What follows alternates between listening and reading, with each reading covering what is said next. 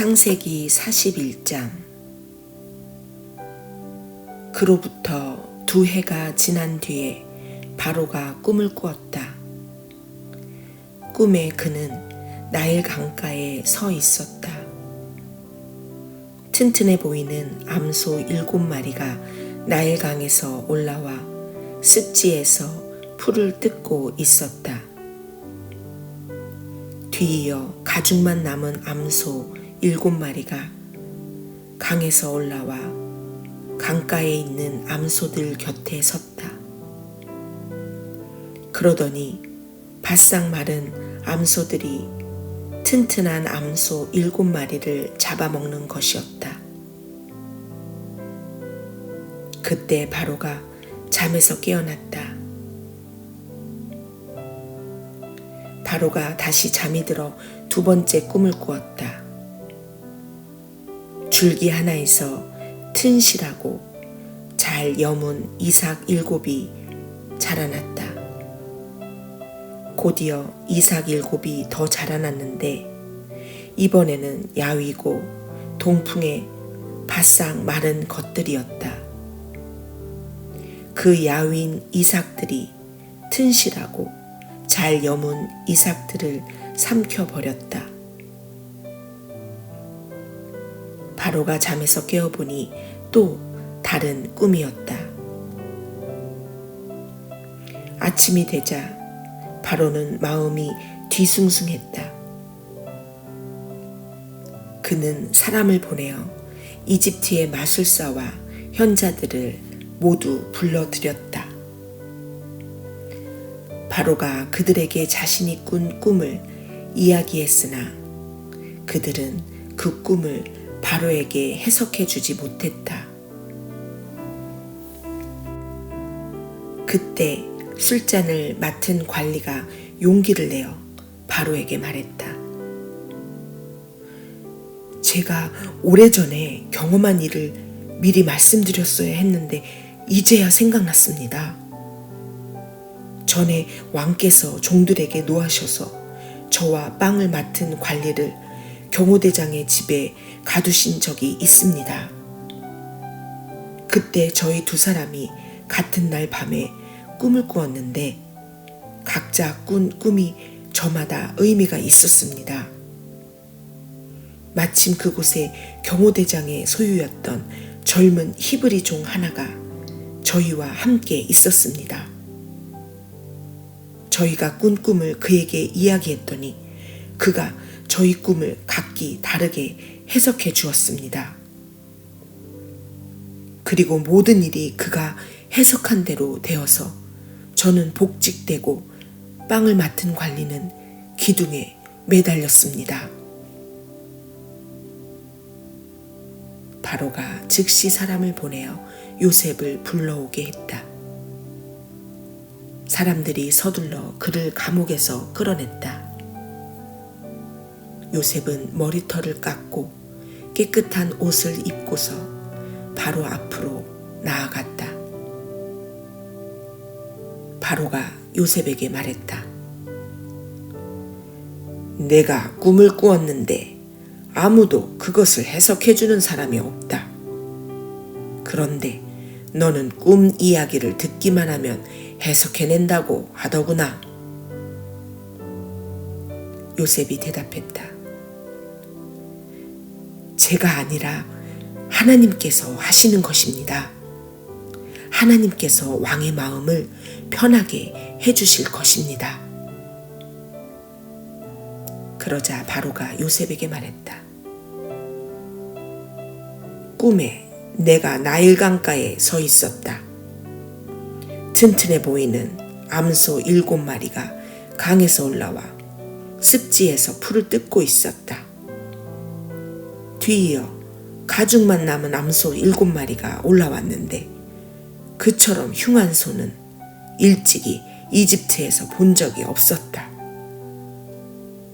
그런데 가죽만 남아 보기 흉한 암소 7마리가 먼저 올라온 튼튼한 암소 7마리를 잡아먹었다.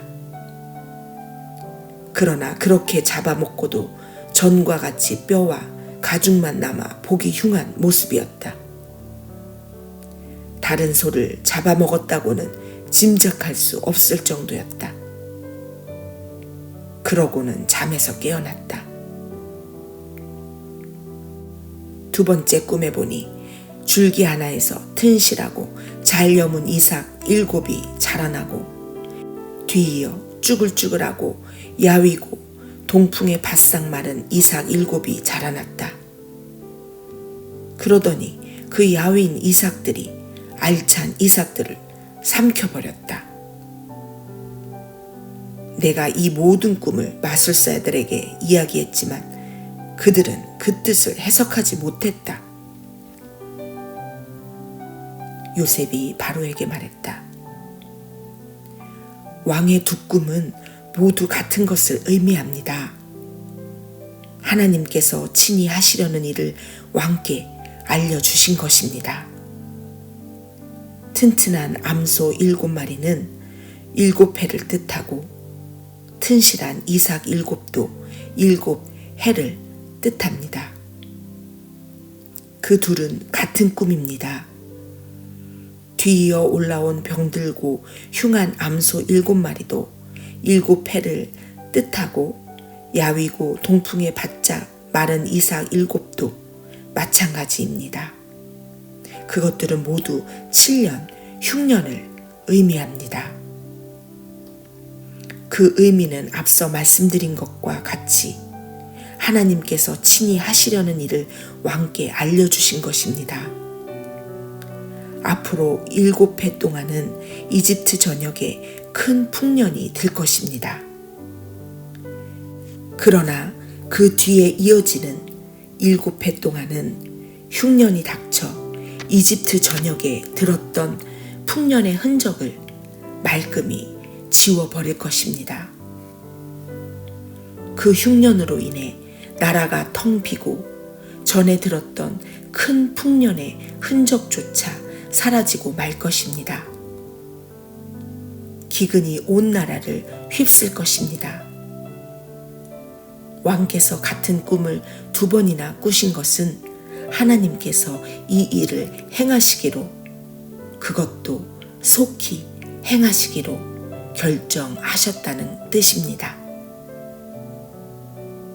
그러니 왕께서는 지혜롭고 경험 많은 사람을 찾으셔서 그에게 나라를 맡겨 관리하게 하시는 것이 좋겠습니다.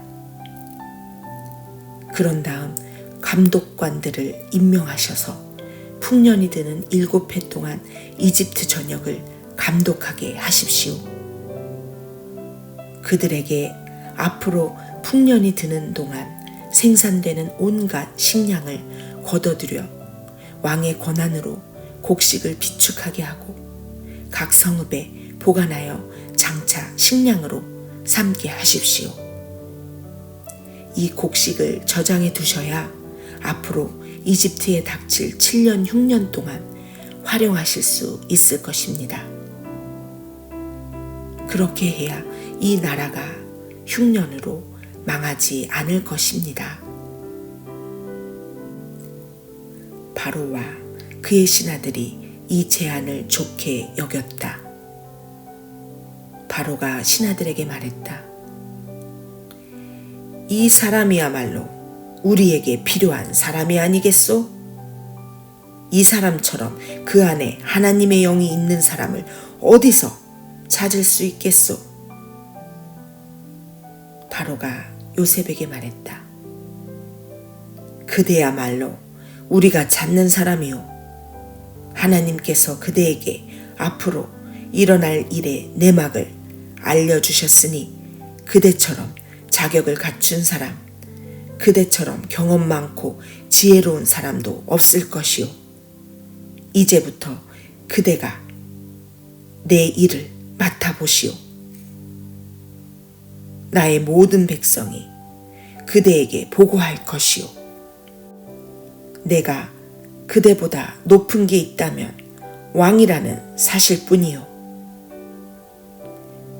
바로가 요셉을 임명하면서 말했다. 이집트 온 땅을 그대 손에 맡기겠소. 바로는 자신의 손가락에서 인장 반지를 빼내어 요셉의 손가락에 끼워 주었다. 바로는 요셉에게 가장 좋은 세마포 옷을 입히고 목에 금목걸이를 걸어주었다. 그리고 왕의 전차에 버금가는 전차를 내주어 요셉이 마음대로 쓰게 했다. 요셉이 전차에 올라타자 사람들이 만세 하고 외쳤다. 요셉이 이집트 온 땅을 맡아 다스렸다. 바로가 요셉에게 말했다. 내가 왕이지만 그대의 허락 없이는 이집트에서 어느 누구도 손가락 하나 움직이지 못할 것이요. 바로는 요셉에게 사브낫 바네아, 하나님께서 말씀하시며 그분은 살아계시다 라는 이름을 지어주고 온 헬리오폴리스의 제사장 보디베라의 딸 아스낫을 그에게 아내로 주었다. 요셉은 자신의 임무에 따라 이집트 온 땅을 둘러보았다. 요셉이 이집트 왕 바로를 위해 일하기 시작할 때에 그의 나이 30살이었다. 요셉은 바로 앞에서 물러나오자마자 이집트에서 일을 시작했다. 풍년이 든 7해 동안 그 땅은 풍성한 곡식을 냈다. 요셉은 이집트에 찾아온 7해 풍년 동안 생산된 식량을 거두어들여 여러 도시에 비축했다. 각 도시마다 주변 밭에서 거두어들인 잉여 농산물을 저장하게 했다. 요셉이 얼마나 많은 곡식을 거두어들였던지 바다의 모래처럼 많았다. 나중에는 그 수를 헤아리는 것조차 포기해야 할 정도였다. 요셉은 7해 흉년이 닥치기 전에 온의 제사장 보디베라의 딸 아스낫에게서 2 아들을 보았다.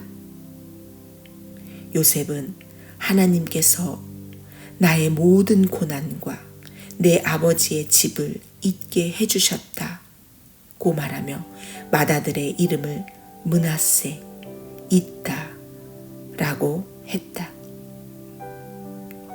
또 하나님께서 내 슬픔의 땅에서 나를 번성하게 해주셨다고 말하면서 둘째 아들의 이름을 에브라임, 갑절의 번성이라고 했다. 7해 풍년이 끝나고 요셉이 말한 대로 7해 흉년이 찾아왔다. 모든 나라가 기근을 겪었으나 식량이 있는 나라는 이집트뿐이었다. 기근이 이집트 전역으로 확산되자 괴로움에 빠진 백성이 바로에게 먹을 것을 달라고 부르짖었다. 바로는 이집트 사람들에게 이렇게 말했다. 요셉에게 가서 그가 일러주는 대로 하여라. 기근이 더욱 심해져 이집트 온 땅을 덮자 요셉은 곡식 창고를 열어 비축해 두었던 식량을 이집트 사람들에게 팔았다. 기근이 극심했다. 이윽고 온 세상이 요셉에게서 식량을 사려고 모여들었다. 기근이 온 세상을 덮쳤던 것이다.